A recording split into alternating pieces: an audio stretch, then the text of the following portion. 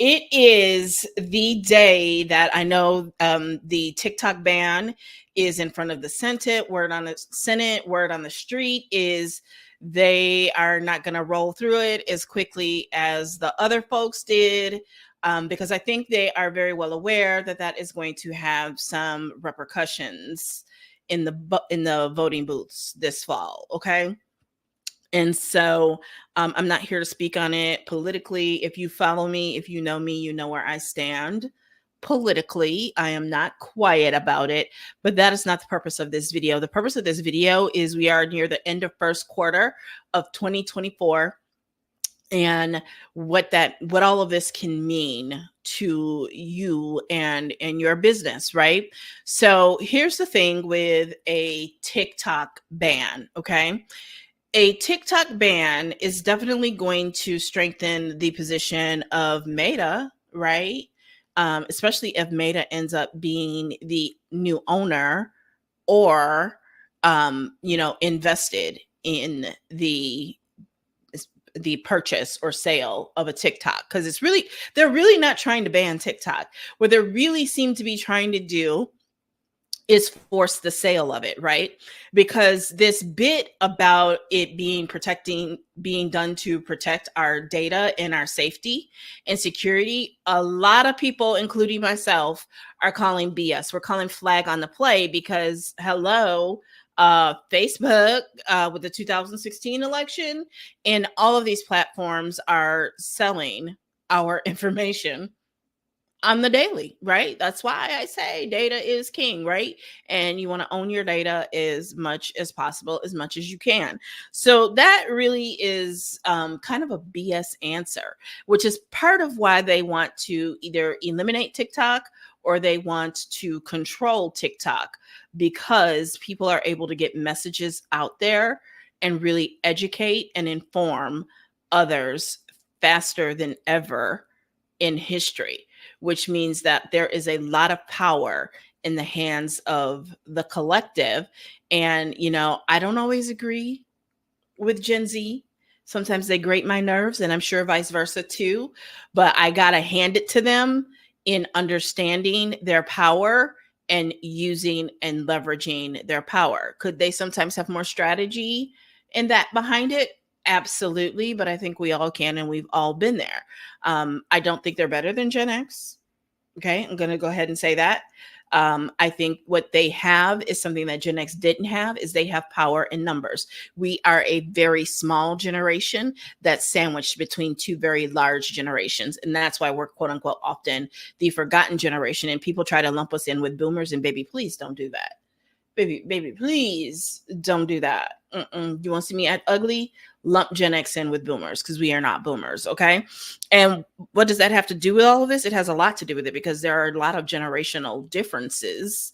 And Gen X has a lot more money and assets these days, okay? So they have a lot more power, and they actually have a lot of buying power, and they are actually quite different than boomers. Have we been influenced by boomers? Yes. We were raised by boomers. Many of us, yes. Okay. Many of us also raised millennials. So a lot of us have a lot more millennial tendencies than the general population likes to give us. So that is definitely important to know, because one of the fastest growing groups to get on TikTok during the pandemic, for example, was Gen X. Okay. Gen X, we flocked to TikTok, and we find it entertaining.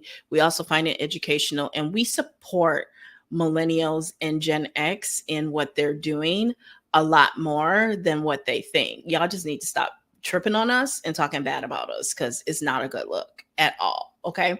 And I think this is an opportunity for everyone to work together. So someone said, why don't we all buy TikTok? And I'm like, yo, I got 5 on it.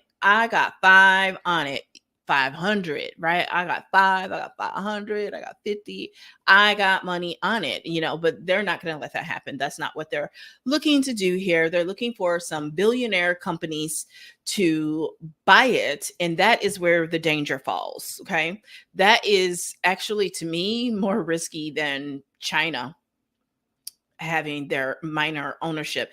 And let's not forget, I keep reminding y'all, I've had to remind people close to me that TikTok still has offices in the US. In 2019, Oracle and some other companies like got TikTok is like 65% US owned already. So this is truly a forced sale. I'm not going to go and do the breakdown that a lot of other creators have done. It's out there. You can go find it.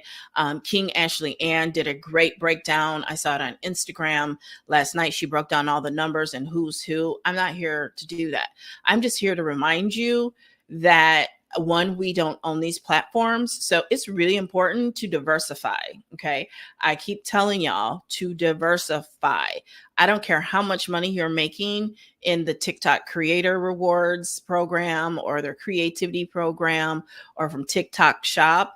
You are in danger anytime you put all of your revenue streams in one location. Okay. And that can happen with brick and mortar. One of the big things here where I live is, a grocery store in a prime location that a lot of us like has been forced to close because they couldn't come to a rent deal with the owner of the building, right? And so that's a great analogy for these social media platforms. We don't own them. And that is why it is important to have your pair, a spare, and have presence on as many platforms as possible. It does not mean you have to actively be working them all day, every day, but your pair should be your two primary platforms. And if they are both Mark Zuckerberg or Meta owned properties, you do not have a pair. That is a single entity, and it is becoming more and more of a single entity every single day. Right. I was very confused the other day. I thought I was in the inbox messenger.